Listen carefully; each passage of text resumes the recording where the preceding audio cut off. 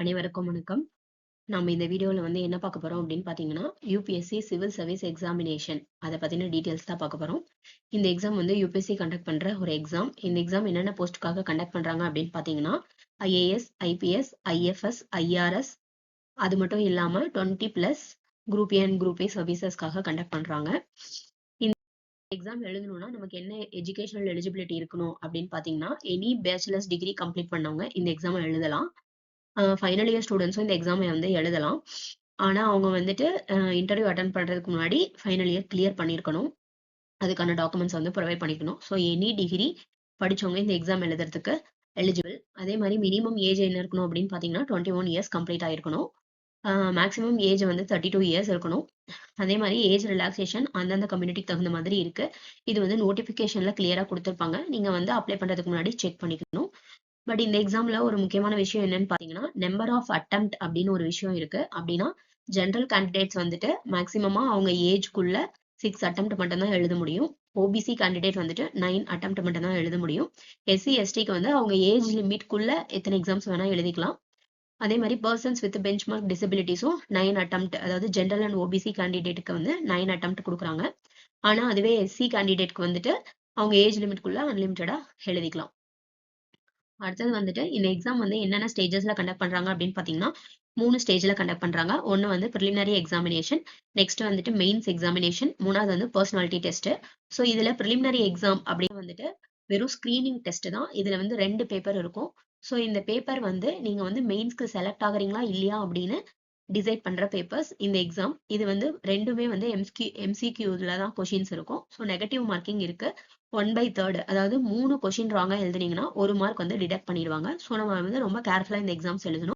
இதுல வந்து 2 பேப்பர்ஸ் இருக்கு. பேப்பர் 1 வந்து ஜெனரல் ஸ்டடீஸ் பேப்பர். இதுல வந்து 100 கொஷின்ஸ் இருக்கும். 200 மார்க்குக்கு வைப்பாங்க.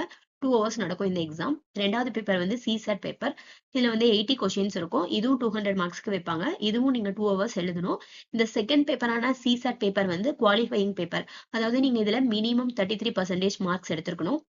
இந்த பேப்பர் கிளியர் பண்ணா மட்டும் தான் உங்களோட பேப்பர் 1 அவங்க எவாலுவேட் பண்ணுவாங்க. பேப்பர் 1 வந்து ஜெனரல் ஸ்டடீஸ் பேப்பர். பேப்பர் 1ல நீங்க எடுக்கிற மார்க் தான் உங்களோட பிரிலிம்ஸ்ல நீங்க செலக்ட் ஆனீங்களா இல்லையா அப்படிங்கறத டிசைட் பண்ணும். பேப்பர் 2 டிசைட் பண்ணாது. ஆனா பேப்பர் 2ல நீங்க வந்து பாஸ் பண்ணியிருக்கணும். ஸோ இதுதான் பிரிலிம்ஸ்ல இருக்கிற டீடைல்ஸ். சிசாட் அப்படின்னா என்னன்னா சிவில் சர்வீஸ் ஆப்டிடியூட் டெஸ்ட். இது வந்து normal, basic, comprehension, logical reasoning, numeracy, very basic level maths இருக்கும். ஸோ இந்த பேப்பரை வந்து நம்ம கண்டிப்பா பாஸ் பண்ணியிருக்கணும். 33% மார்க் எடுத்திருக்கணும். அப்பதான் நம்ம ப்ரிலிம்ஸை கிளியர் பண்ண முடியும்.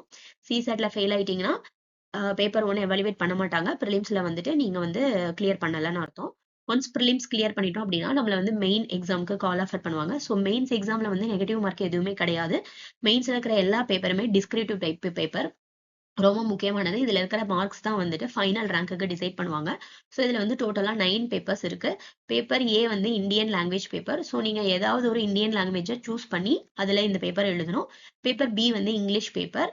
பேப்பர் 1, 2, 1 வந்து எஸ்ஏ பேப்பர். 2, 3, 4, 5 வந்து general studies paper.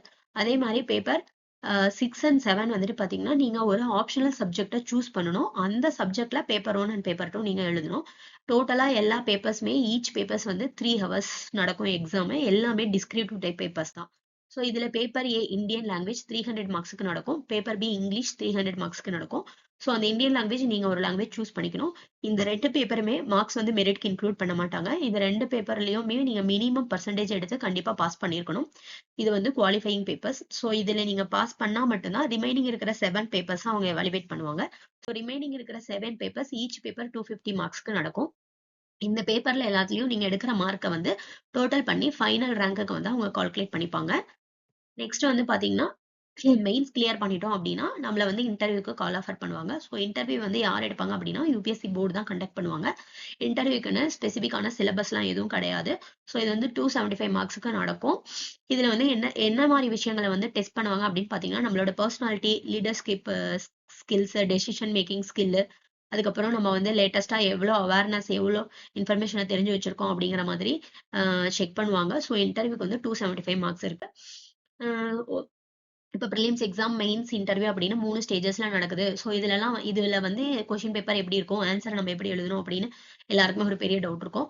So prelims எக்ஸாம்லயும் சரி, மெயின்ஸ் எக்ஸாம்லயும் சரி எல்லா கொஸ்டின் பேப்பர்ஸுமே 2 லாங்குவேஜ்ல இருக்கும். ஒன்னு வந்து இங்கிலீஷ், இன்னொன்னு வந்து ஹிந்தி. ஸோ ப்ரிலிம்ஸ்ல வந்து நீங்க எழுதுற ஆன்சரும் இங்கிலீஷ் அண்ட் ஹிந்தில தான் இருக்கணும். வேற லாங்குவேஜ்ல இருக்காது. பட் மெயின்ஸ்ல வந்துட்டு நீங்க வந்து கொஸ்டின் பேப்பர் இங்கிலீஷ் அண்ட் ஹிந்தில இருக்கும். பட் ஆன்சர் வந்து நீங்க ஷெட்யூல் லாங்குவேஜ்ல இருக்கிற ஏதாவது ஒரு லாங்குவேஜ other than English and Hindi நீங்க சூஸ் பண்ணிக்கலாம். நீங்க அதுல வந்து ஆன்சர் எழுதுறதுக்கும் உங்கள வந்து அலோ பண்றாங்க. அதே மாரி இன்டர்வியூலயும் நீங்க வந்து அதர் லாங்குவேஜ சூஸ் பண்ணிக்கலாம். பட் பிரிலிம்ஸ்ல நம்மளால எந்த லாங்குவேஜையும் சூஸ் பண்ண முடியாது. ஸோ இங்கிலீஷ் அண்ட் ஹிந்தில தான் நம்ம எழுதியாகணும். நெக்ஸ்ட் வந்து பாத்தீங்கன்னா, எல்லாம் முடிஞ்சோனே ஃபைனல் கால்குலேஷன் எத வச்சு இருக்கும் அப்படின்னு பாத்தீங்கன்னா, மெயின்ஸ்ல எழுதின 7 பேப்பர்ஸோட டோட்டல் மார்க் அண்ட் இன்டர்வியூல நீங்க எடுத்த டோட்டல் மார்க். இது டோட்டல் பண்ணி தான் உங்களோட ஃபைனல் மெரிட் கால்குலேஷன் போட்டு உங்கள வந்து கால் ஆஃபர் பண்ணுவாங்க. ஸோ உங்களோட ரேங்க் லிஸ்ட்டுக்கு தகுந்த மாரி இருக்கிற போஸ்ட் வேக்கன்சிக்கு தகுந்த மாரி உங்களுக்கு வந்து ஜாப் வந்து ஆஃபர் பண்ணுவாங்க. அடுத்தது இந்த யுபிஎஸ்சி வந்து எப்ப வந்து டைம்லைன் எப்பலாம் வந்து நோட்டிஃபிகேஷன் வரும், எப்ப எக்ஸாம் நடக்கும் அப்படிங்கிறது இது ஒரு டென்டேட்டிவ் லிஸ்ட் தான். ஸோ நோட்டிஃபிகேஷன் வந்து பிப்ரவரியில வரும். பிரிலிம்ஸ் வந்து மே அண்ட் ஜூன்ல நடக்கும். மெயின்ஸ் வந்து செப்டம்பர்ல நடக்கும். இன்டர்வியூ வந்து ஜனவரி டூ ஏப்ரல்ல நடக்கும். ஃபைனல் ரிசல்ட் வந்து ஏப்ரல் ஆர் மேல வந்து விடுவாங்க. ஸோ நீங்க வந்து ஜனவரில இருந்தே நோட்டிஃபிகேஷன் வந்து நீங்க செக் பண்ணிட்டு இருக்கலாம். ஸோ இந்த எக்ஸாம்க்கு சிலபஸ் எங்க இருந்து நம்ம எடுக்கணும் அப்படின்னு நீங்க இது பண்ணீங்கன்னா, upsc.gov.in அப்படிங்கிற வெப்சைட்ல போயிட்டு எக்ஸாமினேஷன் அப்படிங்கிற ஐகானுக்கு கீழ ஆக்டிவ் எக்ஸாமினேஷன் அதுல போனீங்கன்னா, என்னென்ன எக்ஸாம்ஸ் இப்ப ஆக்டிவா இருக்கு அப்படின்னு ஒரு லிஸ்ட் வரும். அதுல வந்து நீங்க சிவில் சர்வீஸ் எக்ஸாம கிளிக் பண்ணீங்கன்னா, அதுல உங்களோட நோட்டிஃபிகேஷன் பிடிஎஃப் இருக்கும். ஸோ அந்த நோட்டிஃபிகேஷன் பிடிஎஃப்ல இருந்து நீங்க சிலபஸ வந்து எடுத்துக்கலாம். ஆ நோட்டிஃபிகேஷனையும் நீங்க இந்த அஃபிஷியல் வெப்சைட்ல போய் தான் நீங்க செக் பண்ணணும். அதே மாரி எக்ஸாம்ஸ் வந்து ஓகே இதெல்லாம் நான் ப்ரிப்பேர் ரெடி பண்ணிட்டேன். நான் படிக்கலாம்னு இருக்கேன் அப்டின்னா, நீங்க எப்படி இத ப்ரிப்பேர் பண்ணணும் அப்டின்னா, நீங்க வந்து சிலபஸ் வைஸ் மெட்டீரியல்ஸ் எல்லாத்தையும் கலெக்ட் பண்ணிட்டு நீங்க செல்ஃப் ஸ்டடியும் பண்ணலாம். இல்லன்னா ஏதாவது ஒரு சென்டர்ல ஆ ஜாயின் பண்ணிட்டு நீங்க அதுபடியும் ப்ரிப்பேர் பண்ணலாம். இல்ல அந்த அளவுக்குலாம் எங்களுக்கு வசதி இல்ல அப்டின்னா, தமிழ்நாடு கவர்மெண்ட் வந்துட்டு நான் முதல்வன் அப்படின்னு ஒரு பிளாட்ஃபார்ம் வச்சிருக்காங்க. அது ஒரு அப்ஸ்கில்லிங் பிளாட்ஃபார்ம். ஸோ அவங்க வந்து என்ன ப்ரொவைட் பண்றாங்க அப்டின்னா, யுபிஎஸ்சி எக்ஸாம் எழுதுற ஆஸ்பிரண்ட்ஸ்க்கு வந்துட்டு ஹெல்ப் பண்றாங்க. ஸோ இவங்க வந்து என்ன பண்ணுவாங்கன்னா, ஒரு எக்ஸாம் கண்டக்ட் பண்ணுவாங்க. அந்த எக்ஸாம் வந்து பிரிலிம்ஸ் எக்ஸாம் மெத்தட்ல இருக்கும். ஸோ நீங்க அந்த எக்ஸாம் எழுதி செலக்ட் ஆயிட்டீங்கன்னா, கவர்மெண்ட் வந்து உங்களுக்கு இந்த எக்ஸாம் ப்ரிப்பேர் பண்றதுக்கு ஹெல்ப் பண்ணுவாங்க. ஆ யாரெல்லாம் படிக்கணும்னு இருக்கீங்களோ, கண்டிப்பா இந்த நான் முதல்வன வந்து ட்ரை பண்ணுங்க. Thank you. ஃபர்தரா ஏதாவது டீட்டெயில்ஸ் வேணும்னா என்னோட மெயில் ஐடி குடுத்துருக்கேன். கான்டாக்ட் பண்ணுங்க.